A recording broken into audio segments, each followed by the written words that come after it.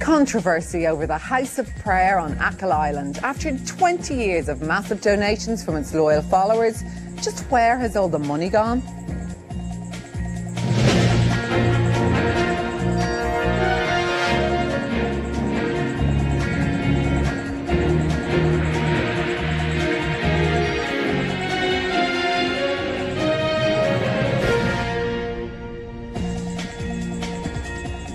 Coming up later, we're going to take a slightly different take on the controversy that forced Bertie Ahern out of office.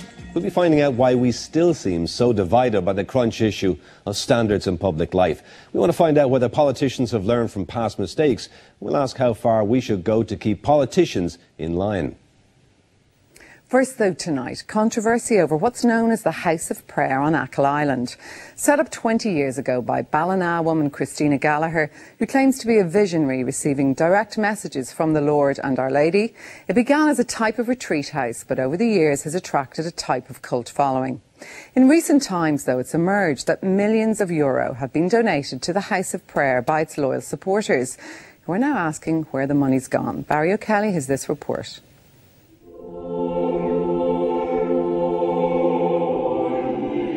She came from within her, as if from her body, a light that came through her clothes and radiated all round her, as if she was within a light, but the light was coming from within her. She just comes across as a lovely, warm person, very genuine.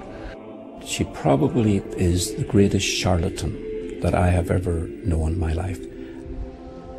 The House of Prayer located in this building behind me here has attracted followers from all over Ireland.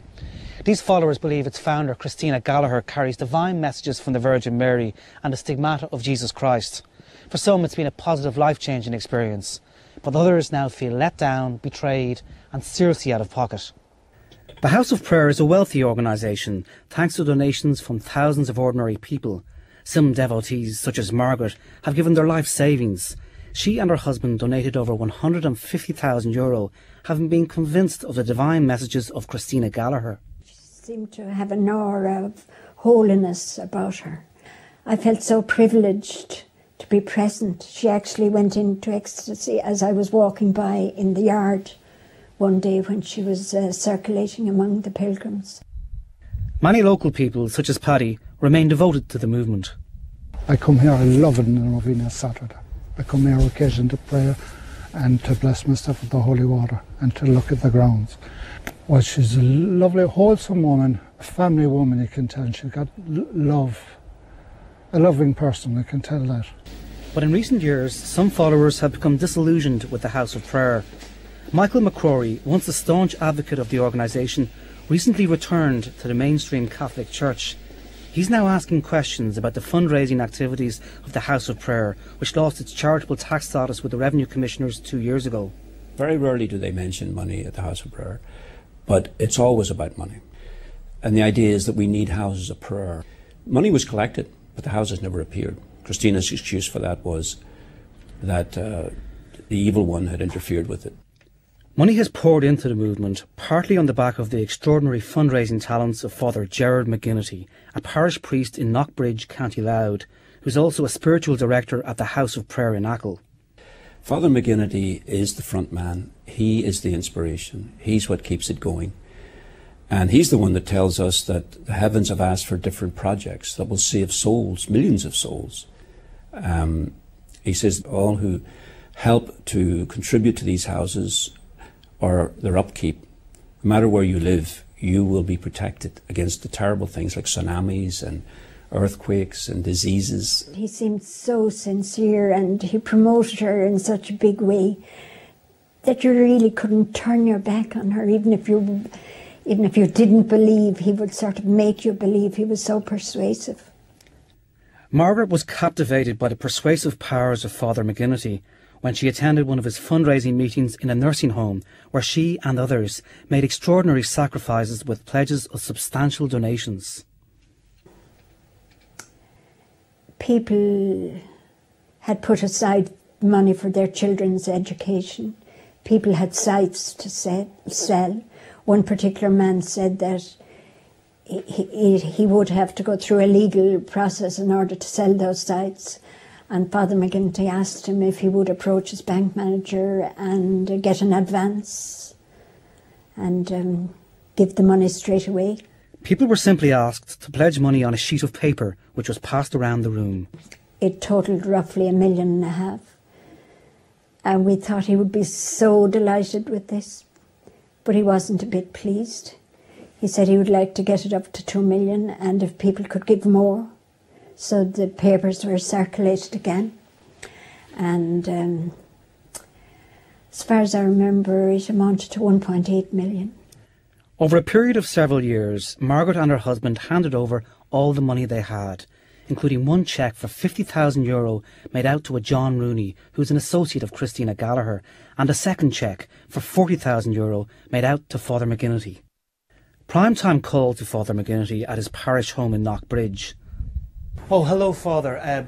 Barry O'Kelly's my name. Excuse me, I'm on a phone call. I'll talk to you shortly, Barry. Okay, thanks. I'm just on the phone. We waited, but he refused to come out again to answer our questions about the cheque from Margaret. Some followers lost all faith in the movement after they recently discovered that Christina herself enjoys the trappings of considerable wealth. She lives like a multi-millionaire pop star. She lives in this magnificent house in Malahide, which she kept totally secret. Only a handful of people knew where it was. She still owns the house outside Newport, which is the one that people donated to her to buy a new house, because she told followers that she had to leave it because the neighbours were giving her so much hassle.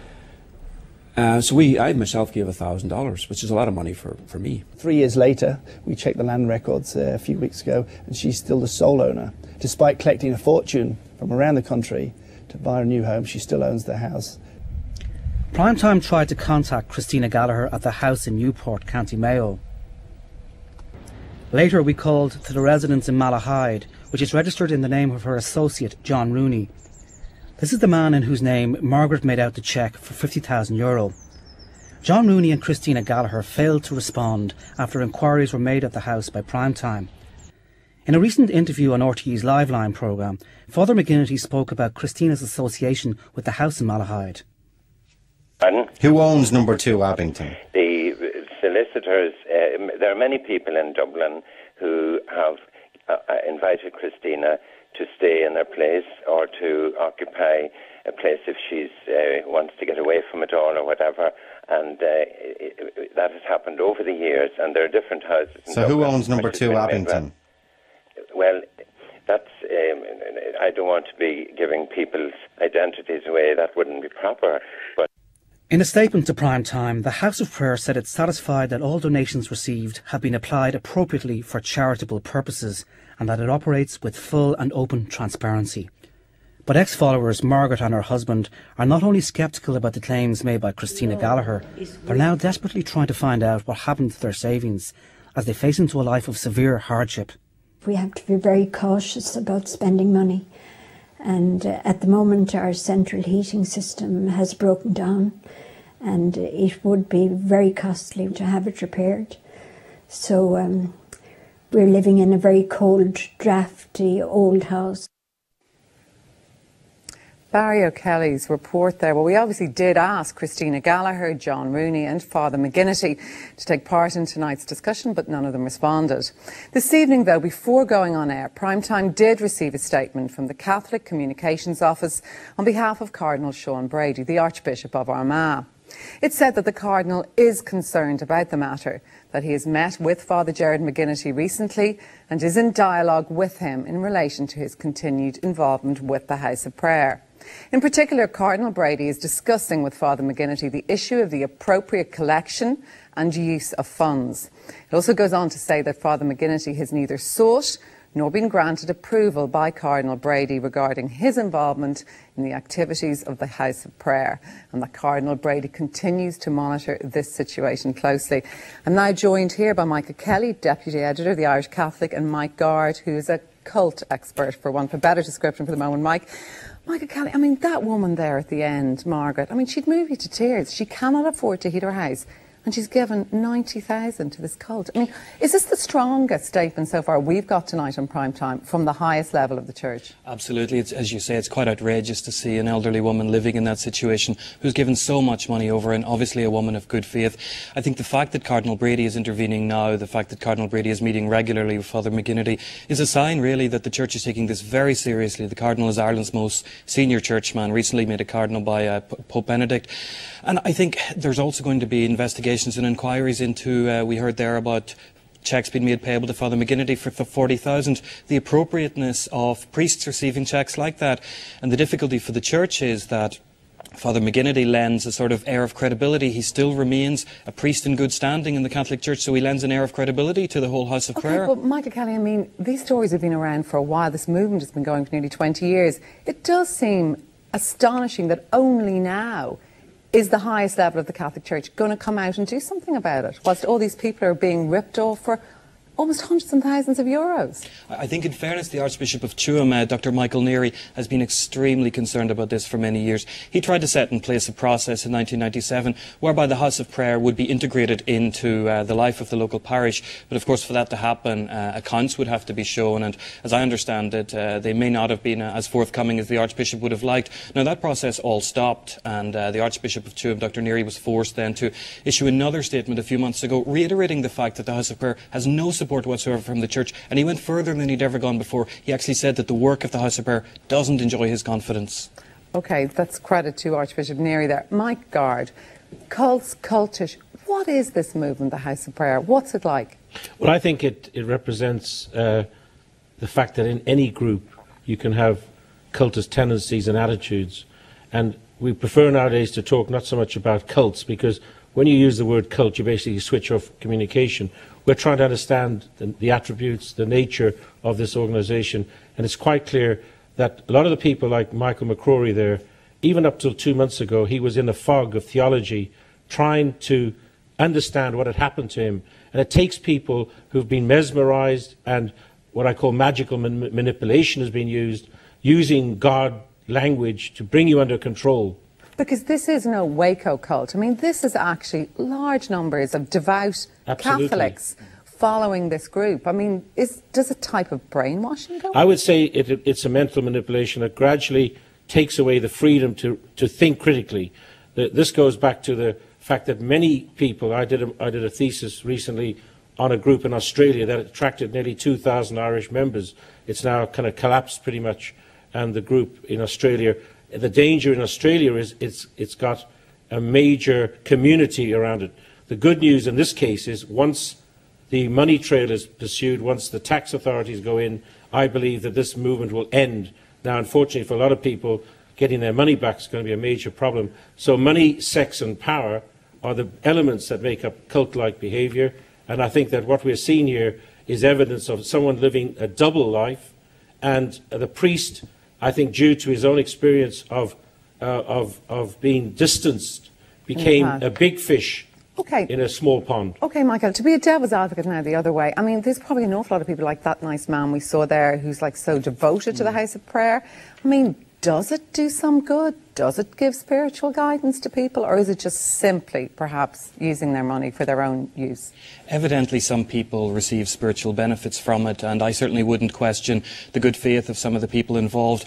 The problem for your average devout Catholic is that this woman is claiming to receive messages from Jesus Christ, claiming to receive messages from the Mother of God. So a lot of devout Catholics would be very reluctant to go against that, but yet at the same time they have questions about lifestyle, they have questions about some of the theology in the house, like some of the things that were mentioned there about money. One of the messages that Christina alleges to have come from Jesus Christ is that because there wasn't enough money coming in to build a house in Texas, the whole state of Texas would be burnt to the ground. And that seems to me to run quite contrary to the Jesus that we would meet in the Gospels, for example, and certainly the Jesus that the mainstream church would promote. So the church would be very reluctant to get involved in something like that would prey really on vulnerable people. But some would argue, people aren't stupid in fact, that, perhaps they go along, they're getting something from that perhaps they're not getting from the mainstream Catholic Church anymore. The House of Prayer phenomenon, I think, feeds into a certain sense of fear that's around now, particularly among many older people. They feel, well, you know, Ireland's changed a lot. Perhaps people aren't as devout or as religious as they once were. We need to go to something which is much more orthodox and much more rigid. And Christina seems to have presented that way of life. And, of course, if you're receiving messages from the heavens telling you what to do, then what better endorsement can you get than that? But finally, my God, I mean, is it your experience when movements like this or similar movements exist, when people see, for instance, that house in Malahide, one of the homes where she resides, that they will think, my goodness, perhaps my money didn't go for the good deeds I thought it was going to? I think that there will be a decline, and I think that the numbers are already going massively down, but I think that for some people they're in such a closed world that nothing will actually be able to convince them. And what you have to do is just in families, especially for many of the families around the country, and that's another point that we need to get over to government here, is that there are up to 60,000 people on the basis of statistics in other countries. We have no legislation, we have no way of protecting people, all types of groups, new age groups, groups like Scientology, the Moonies. Everybody has got a free marketplace here, and I think that we need to have some kind of concept of what we're about. Okay. Briefly, Michael Kelly, to close. I mean, talking about the Moonies there will terrify people. As a devout Catholic yourself, would you have words of advice for people now who are quite loyal to the House of Prayer?